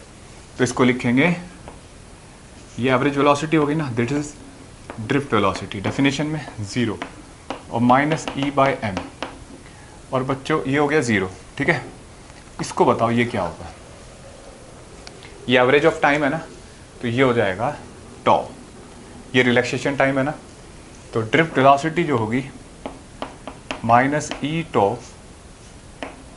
Upon m into electric field. ये ड्रिफ्ट वेलोसिटी आ गई बच्चों, क्लियर है। तो किस पे डिपेंड कर रही है drift velocity, charge mass ratio E by M, relaxation time और इलेक्ट्रिक फील्ड पे, ठीक है। तो ये ड्रिफ्ट वेलोसिटी बन गई हमारी। अब हमें पता लगा कि यार ड्रिफ्ट वेलोसिटी जो होती है किसी कंडक्टर के अंदर, वो minus of E into tau by M into electric field होती है ना। ये ड्रिफ्ट वेलोसिटी आई। ड्रिफ्ट वेलोसिटी का अगर ऑर्डर देखा जाए तो बहुत छोटा होता है, 10⁻³ से लेके 10⁻⁷ मीटर पर सेकेंड के ऑर्डर से, मतलब इतना भी हो सकता है, मतलब ये छोटी वैल्यू है, बड़ी है, 10⁻² भी बहुत छोटे ऑर्डर की वैल्यू होती है, बहुत स्लो वैल्यू, मतलब 1 सेकंड में 1 मिलीमीटर चलना, ठीक है, जैसे कोई रेंग रहा हो, ठीक है, वो वेलोसिटी होती है। अब आपको लगेगा नहीं सर, आप इलेक्ट्रिक फील्ड, मान लो आपकी वैल्यू आ रही है किसी पर्टिकुलर इलेक्ट्रिक फील्ड, मान लो 20 वोल्ट पर मीटर आपने इलेक्ट्रिक फील्ड लगा रखा है, आप उसको कर दो 20 × 10⁶ वोल्ट पर मीटर, तब बदल जाएगा ऑर्डर। तो बच्चों ऐसा नहीं है, अगर आप इतना हाई इलेक्ट्रिक फील्ड लगा देते हो ना, तो ऑर्डर नहीं बदल पाता प्रैक्टिकली। कारण है कि ज़्यादा इलेक्ट्रिक फील्ड होगा, जल्दी टकराएंगे वो, तो हर टकराने के बाद जब शुरू करेगा ना इलेक्ट्रॉन, तो नई स्टार्टिंग होगी, फ्रेश स्टार्टिंग, ठीक है। तो उसका पहली इनिशियल स्पीड उसे कितनी एक्वायर कर दी थी आपने, उससे फर्क नहीं पड़ेगा। तो ये लगभग एवरेज वैल्यू होता है। मतलब इलेक्ट्रिक फील्ड डबल करने से ड्रिफ्ट वेलोसिटी डबल तो हो सकती है, लेकिन उसका ऑर्डर चेंज नहीं कर सकते कि आप 1000 टाइम्स कर दोगे, 100 टाइम्स कर दोगे, ऐसा नहीं हो सकता। ठीक है, तो ये बात हमें ध्यान रखनी है। मतलब इस इलेक्ट्रिक फील्ड से वैल्यू चेंज कर सकते हो 2 टाइम्स, हाफ, 1/3, 4th, लेकिन ऑर्डर चेंज नहीं कर सकते कि किलो से मेगा में चले जाओ, मिलियन कर लो, माइक्रो कर दो, ऐसा नहीं हो सकता। क्योंकि हर बार लगभग स्टार्टिंग क्या होगी, शुरुआत से ही होगी। मतलब जैसे इलेक्ट्रॉन को आपने बहुत बड़ी फील्ड लगा के एक्सीलरेट कर दिया, अरे उसे भाई आगे टक्कर भी तो करनी है, टक्कर करके फिर वो नई शुरुआत करेगा। ठीक है, एनर्जी लॉस कर देगा। तो ये बात पता लगी। ठीक है, अच्छा, फिर क्वेश्चन ये आता है कि यार ये स्पीड जब इतनी छोटी है और जब इतनी छोटी स्पीड है तो जैसे हम स्विच ऑन करते हैं तो बल्ब क्यों जल जाता है? ये क्वेश्चन है आपके बुक्स के। जैसे आपने स्विच ऑन करा, एकदम बल्ब जल जाता है। अगर इस स्पीड से इलेक्ट्रॉन चल रहा है इतनी छोटी से, तो इलेक्ट्रॉन को जाने में कंडक्टर तक तो बहुत टाइम लगेगा। तो ऐसा क्यों है कि एकदम स्विच ऑन हो जाता है? तो आपको ध्यान रखना है कि आपको इलेक्ट्रिसिटी नहीं चाहिए बल्ब तक। मतलब ऐसा नहीं होता है कि इलेक्ट्रिसिटी जो हाउस है, जो ग्रिड है, वहाँ से हमारे घर बिजली आएगी तभी करंट आएगा, नहीं। मतलब वहाँ का इलेक्ट्रॉन हमारे यहाँ है तभी बिजली होगी या करंट होगा, ऐसा नहीं है। होता क्या है, जैसे ही आप स्विच ऑन करते हो, जैसे आपने स्विच ऑन कर दिया, तो यहाँ एक इलेक्ट्रिक फील्ड डेवलप होगा इस पूरे वायर में, जो स्पीड ऑफ लाइट से डेवलप हो जाएगा, स्पीड ऑफ लाइट से डेवलप हो जाएगा। और जहाँ जहाँ भी इलेक्ट्रॉन है वो सारे ड्रिफ्टिंग शुरू कर देंगे। ठीक है, सारे एक साथ ड्रिफ्टिंग शुरू कर देंगे।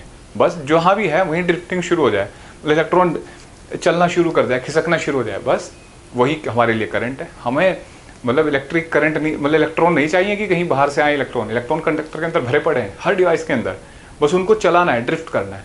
तो जैसे इलेक्ट्रिक फील्ड डेवलप होता है पूरे लूप में स्पीड ऑफ लाइट से, तो बस वहाँ के हर जगह के इलेक्ट्रॉन क्या करते हैं, ड्रिफ्टिंग शुरू कर देते हैं। तो इसलिए एकदम करंट आ जाते हैं इंस्टेंटेनियसली। क्लियर है? अब देखो, अब यहाँ एक बड़ी इंपॉर्टेंट सी बात है, रिलेशन बिटवीन ड्रिफ्ट वेलोसिटी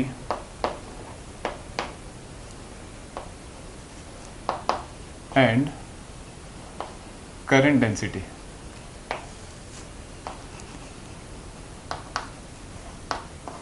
फिर इनको न्यूमेरिकल करेंगे हम। देखो बच्चों, जैसे कंडक्टर है, ठीक है, इसकी लेंथ मान लेते हैं डेल्टा एल। ठीक है, करंट की वायर की लेंथ मान ली डेल्टा एल। अब देखो, ये इलेक्ट्रॉन यहाँ गया, फिर यहाँ टकराया, ऐसे, मतलब फिर इलेक्ट्रॉन इसमें, ए एरिया ऑफ क्रॉस सेक्शन है इसका। ठीक है, एन क्या है, कैरियर कॉन्सेंट्रेशन।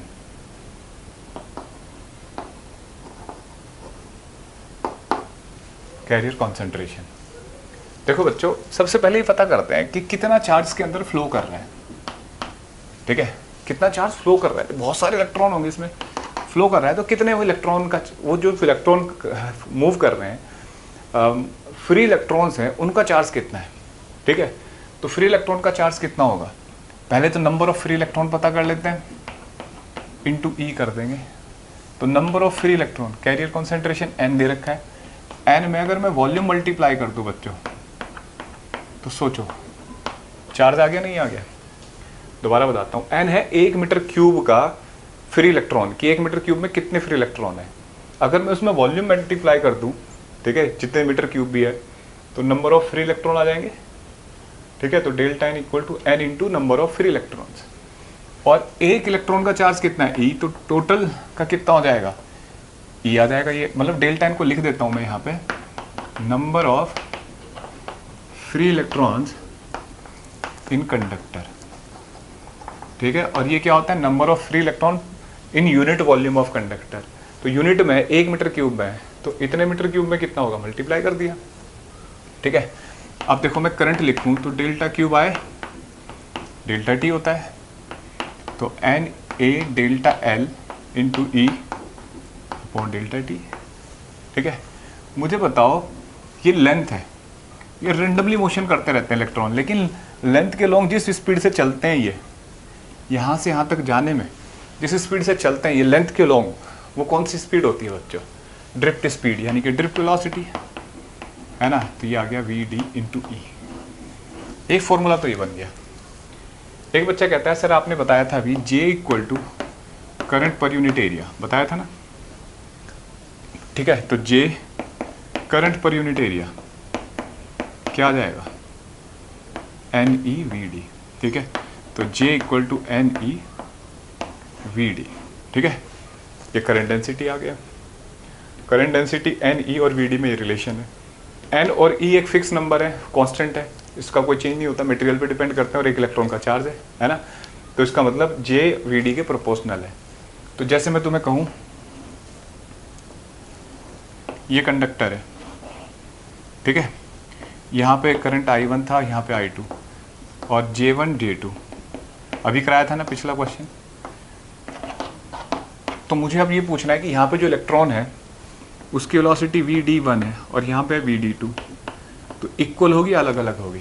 तो देखो करंट डेंसिटी कहाँ ज़्यादा होती है, इस क्रॉस सेक्शन पे, स्मॉल है ये, तो करंट डेंसिटी यहाँ ज़्यादा है, तो ये तो फिक्स है, तो ड्रिफ्ट वेलोसिटी भी क्या होगी, ज़्यादा। तो ड्रिफ्ट वेलोसिटी क्या हो गई, ज़्यादा, है ना। तो ये बात हमें वैसे भी लग रही है, इलेक्ट्रॉन का चलना है ना, तो जितना नैरो होता है, फ्लूइड के अकॉर्डिंग सोचो, जितना ज़्यादा नैरो होता है उतनी स्पीड से निकलता है ना पानी। तो इलेक्ट्रॉन भी कुछ ऐसा ही है कि यहाँ पे ज़्यादा ड्रिफ्टिंग करेंगे, फास्ट चलेंगे यहाँ थोड़ा, ठीक है। तो ये रिलेशन आई ड्रिफ्ट वेलोसिटी और करंट डेंसिटी के बीच में। अब कुछ क्वेश्चन करते हैं, ठीक है। देखो बच्चों, अब एक क्वेश्चन करते हैं कि ये करंट वायर दे रखा है, a current of 2 ampere passing through a wire of length 5 metre and cross sectional area 4 millimetre square, और कैरियर डेंसिटी दे रखी है n equal to 10⁻27 per metre cube. Find the time taken by an electron to cross the wire, ठीक है। मतलब ये क्या बात है कि जैसे ये वायर है, लेंथ है कितनी इसकी, 5 मीटर, तो इलेक्ट्रॉन ऐसे ड्रिफ्ट करते रहते हैं और चलते हैं धीरे धीरे धीरे धीरे ऐसे, ठीक है। तो एक इलेक्ट्रॉन कितनी देर में इसको क्रॉस कर जाएगा। तो लेंथ के लॉन्ग जिस वेलोसिटी से इलेक्ट्रॉन चलता है वो कौन सी वेलोसिटी होती है, बोलो, ड्रिफ्ट वेलोसिटी, यानी कि ड्रिफ्ट वेलोसिटी फाइंड करनी है। तो I इक्वल टू NEAVD, ठीक है। एरिया ऑफ क्रॉस सेक्शन देखो ये रहा, ये करंट ये रहा, लेंथ ये रही, n पता है, देखो I कितना है 2 एम्पियर, n 10⁻27, इलेक्ट्रॉन का चार्ज कितना होता है बच्चों, 1.6 into 10⁻⁻19, area of cross section 4 millimetre, और मीटर का स्क्वायर करना है SI सिस्टम में, तो 10⁻⁻6, 1 equal to metre equal to 10⁻⁻3, है ना। और क्या बचा बच्चों, ड्रिफ्ट वेलोसिटी, ये हमें कैलकुलेट करनी है। तो देखो यहाँ से VD आ जाएगा 2/2 से 2 काट दो, 2 ही बचा, 1/10⁻27, 16, इसको 10 कर दो, ठीक है, अपॉन 2 कर लो इसको, और 10⁻⁻19 और -6, ठीक है। तो कितना हो जाएगा ये, -25, ठीक है बच्चों, और ये 27, तो कितना बचा यहाँ से, 10⁻⁻25 हटा के 10⁻2, ठीक है। और एक 10 कट जाएगा तो ये 1/10 रह गया, ठीक है। तो देखो 1/10 20 इंटू 16, ठीक है, 16 तो नहीं 32, 132 मीटर पर सेकंड आ गया बच्चे, 1/32। अब आपको पता करना है कितनी देर में ये क्रॉस करेगा। तो देखो टाइम होगा डिस्टेंस लेंथ अपॉन स्पीड, तो लेंथ कितनी है 5 और 1/32, ठीक है, 322, ठीक है। देखो बच्चों कितना हो जाएगा ये, तो 5 इंटू 320, 0, 5 2 जा 10, 5 3 जा 15 और 16 सेकेंड, इतने सेकेंड में, ठीक है। भाई कैलकुलेशन चेक कर लेना। अब ये कैलकुलेशन थी, बस सीधा आपको ड्रिफ्ट वेलोसिटी फाइंड करनी है SI सिस्टम में और फिर टाइम कैलकुलेट करना है, क्लियर है। अब देखो बच्चों, अब लास्ट क्वेश्चन है ये आज की क्लास का। ये कंडक्टर है, कॉपर का कंडक्टर है, ठीक है। इसको मैंने शॉर्टकट में लिखा है, ये करंट है 17 मिली एम्पियर, इससे जा रहा है, क्रॉस कर रहा है 17 मिली एम्पियर, और इसका रेडियस ऑफ क्रॉस सेक्शन है 900 माइक्रोमीटर, ठीक है। और इसकी डेंसिटी है 9000 किलोग्राम पर मीटर क्यूब। डेंसिटी कौन से वाली, मास डेंसिटी, किलोग्राम पर मीटर क्यूब, ठीक है। और ये बताया कि कॉपर एटम में एक एटम के साथ ये मान लो कि एक फ्री इलेक्ट्रॉन है, ठीक है। तो फाइंड द ड्रिफ्ट स्पीड, इस वायर के अंदर ड्रिफ्ट स्पीड बतानी है। कॉपर का एटॉमिक मास मैं आपको बता देता हूँ, वैसे आपको याद होगा 63.5 ग्राम है ना पर मोल। तो देखो बच्चों, हमें अब ड्रिफ्ट स्पीड का फॉर्मूला क्या हो सकता है यहाँ, I = NEAVD। तो देखो करंट पता है आपको, ये दे रखा है, एरिया ऑफ क्रॉस सेक्शन पता है, E पता है, N नहीं पता इस क्वेश्चन में, ठीक है। और हम स्टैंडर्ड वैल्यू यूज नहीं कर सकते, कोई स्टैंडर्ड वैल्यू नहीं है किसी मटेरियल के लिए। ऑर्डर तो पता था भाई 10⁻28 के आसपास होता है, लेकिन एग्जैक्ट नहीं पता, तो हमें यहाँ से कैलकुलेट करना पड़ेगा, फिर ड्रिफ्ट स्पीड आ जाएगी। तो N कैलकुलेट करने के लिए देखो पहले ये पता करते हैं कि अगर इसका मास m है तो इसके अंदर कितने फ्री इलेक्ट्रॉन है, ठीक है। तो देखो नंबर ऑफ फ्री इलेक्ट्रॉन, या पहले पता करो नंबर ऑफ एटम इन 63.5 ग्राम कितने होते हैं बच्चों। ये 1 मोल हुआ ना कॉपर का, एक मोल में कितने इलेक्ट्रॉन होते हैं, कितने एटम होते हैं, तो 6.02 × 10⁻23 एवोगैड्रो नंबर, ठीक है, अप्रोक्सीमेटली। तो 6.02 × 10⁻23 ये नंबर ऑफ एटम आए। अगर ये नंबर ऑफ एटम है तो नंबर ऑफ फ्री इलेक्ट्रॉन भी उतने ही होंगे, क्योंकि एक एटम के साथ एक फ्री इलेक्ट्रॉन है, इसलिए अब मैं इसे लिख देता हूँ नंबर ऑफ फ्री इलेक्ट्रॉन्स, ठीक है। समझ में आया बच्चों, नंबर ऑफ फ्री इलेक्ट्रॉन। और number of free electron in 1 ग्राम कितना होगा बच्चों, 0.23 10⁻23/63.5। और number of free electron in 1 kg कितना होगा, तो 6.02 × 10⁻23 × 10⁻3/63.5, ठीक है। तो ये 1 किलोग्राम में, अगर मैं कहूँ कि m किलोग्राम मान लो इस वायर का वेट है m kg, तो इंटू m कर देंगे, क्लियर है। तो अब मैं पता करने जा रहा हूँ नंबर ऑफ फ्री इलेक्ट्रॉन्स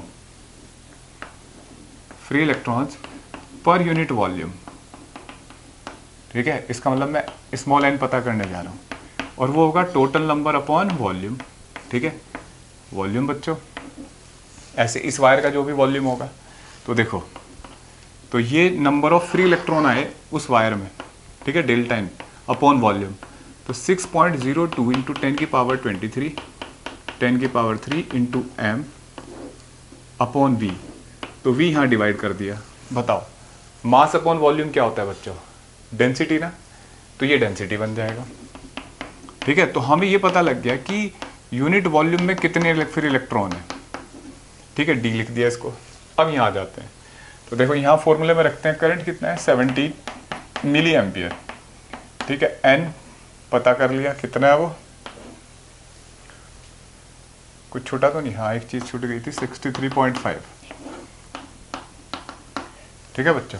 तो 6.02 × 10⁻23 × d, सही तरीका वह है कैलकुलेशन कैसे वही सॉल्व कर लेते हैं, लेकिन कोई बात नहीं, कैलकुलेशन हमारी वीक है। इनटू बच्चों यहाँ थोड़ा सा E कितना होता है 1.6 × 10⁻−19 इलेक्ट्रॉन का चार्ज, एरिया कितना होगा पाई, और रेडियस का स्क्वायर, ये रहा रेडियस 900 × 10⁻−6 का होल स्क्वायर, और कौन बचा बस इंटू VD, है ना, ये ड्रिफ्ट वेलोसिटी है, ठीक है। तो यहाँ से ड्रिफ्ट वेलोसिटी सॉल्व करनी है, काफ़ी लंबी चौड़ी कैलकुलेशन है, वो लगभग आएगी 5 × 10⁻7 मीटर पर सेकेंड, ठीक है। तो इस तरीके से ये ड्रिफ्ट वेलोसिटी आ गई। एक बार फिर समझाता हूँ क्वेश्चन। कॉपर का वायर दे रखा था, मटेरियल बता दिया, करंट बता दिया, radius of cross section, material की डेंसिटी, मास पर यूनिट वॉल्यूम वाली डेंसिटी वो दे रखी है, और बोला कि एक एटम के साथ एक फ्री इलेक्ट्रॉन है, तो बताओ इसकी ड्रिफ्ट वेलोसिटी कितनी होगी इलेक्ट्रॉन की इसके अंदर। तो सबसे पहले हमें ये पता करना है कि यार इसका फ्री इलेक्ट्रॉन डेंसिटी कितनी है, ये n। तो एक एटम में कितने, एक मोल में कितने एटम है, और एक एटम के साथ एक फ्री इलेक्ट्रॉन, तो जितने एटम उतने फ्री इलेक्ट्रॉन। तो नंबर ऑफ एटम पता कर लिए इस पूरे कंडक्टर में यूनिटरी मेथड लगा के, मोल कॉन्सेप्ट जिसे बोलते हैं केमिस्ट्री में, और फिर वो n पता कर लिया, तो इजी हो गया फॉर्मूला। तो बड़ा अच्छा प्यारा सा क्वेश्चन है ड्रिफ्ट वेलोसिटी का। तो बच्चों आज की इस क्लास में मैंने आपको सिखाया ड्रिफ्ट वेलोसिटी, पहले तो करंट है ना, करंट का माइक्रोस्कोपिक व्यू, ड्रिफ्ट वेलोसिटी और ड्रिफ्ट वेलोसिटी का कंसेप्ट सिखाया है, ठीक है। अगली क्लास में हम रेजिस्टेंस, रेजिस्टिविटी, मोबिलिटी और टेम्परेचर के साथ वेरिएशन, ओम्स लॉ, ये सब पढ़ेंगे, ठीक है। थैंक यू बच्चों।